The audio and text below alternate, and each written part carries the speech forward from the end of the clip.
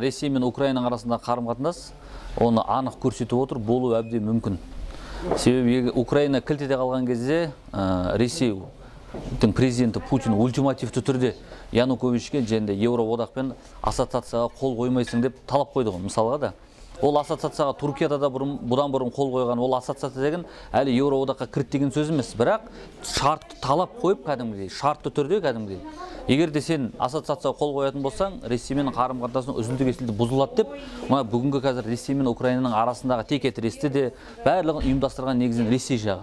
Сондықтан Қазақстан мен Ресейдің арасында осындай ситуация болуы мүмкін бе деген сұраққа мен айтарым, әрине мүмкін. Әрине мүмкін. Дәл қазіргі жағдайда Ресейдің тарапынан кез келген қадам болуы мүмкін. Ресей сыртқы саясатта мүлдем жаңағыдай түсініксіз қадамдарға соңғы кезде барып жатыр.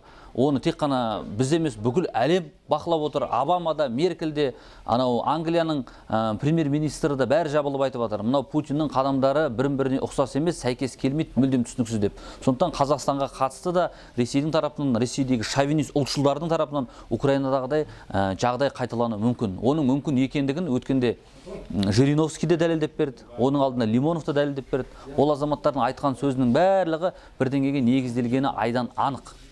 Бірақ та менің ойымша біздер қазақ ұлты, қазақтар өзіміздің тәуелсіздігімізді, территориялық тұтастығымызды кез келген уақытта сақтап қала аламыз.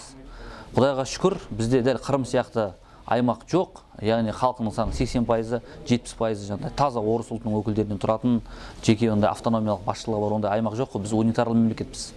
Сондықтан Құдай сақтасын дейміз. Бірақ та попыткалар дейміз ғой. Жаңдай ары шайқап көру, бері шайқап көру, қорқытып көру, үркітіп көру, бастап көру, жаңдай әлеуметтік жанжал тудырып көру, жаңдай ұлтараздық тудырып көру, жаңдай попыткалары болу әбден мүмкін.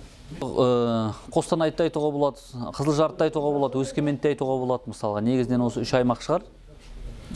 Жаңдай қазақтардың үлес салмағы бұл қалаларда 40%-ның төңірегінде қазіргі таңда. Сондықтан бірақ бұл жерде Қазақстандағы орыс ұлтының өзі де дәл осындай Украинадағыдай жағдайға бара қояды, Қырымдағыдай жағдайға бара қояды деп мен ойламаймын. Бірақ та попыткалар, ар жақтан шайқап көру попыткалар болу әбден мүмкін. Және егерде бұл жерде мына Украинада көріп отырмыз ғой. Украинада жағдайды қарап отырмыз. Бұл жерде жаңағыдай ақшаның күшімен кез келген нәрсені істеуге болады екен. Мысалға, әртүрлі ақпарат құралдарда жазып жатыр, сұхбаттарда басқаның бәрін көріп жатырмыз. Ар жақтан да, бер жақтан да Украинаға ақшаны төгіп, әртүрлі шайқауға тырысып жатқан күштер бар. Сондықтан соның арбауына, алдауына еріп кететін, айтқанына жүріп кететін халық, адамдар, тобыр әрқашан болады. Сондықтан бұл жерде мүмкін емес деп айту қате. Дайындалу керек, алдын алу керек, күресу керек, түсіндіру жұмыстарын жүргізу керек.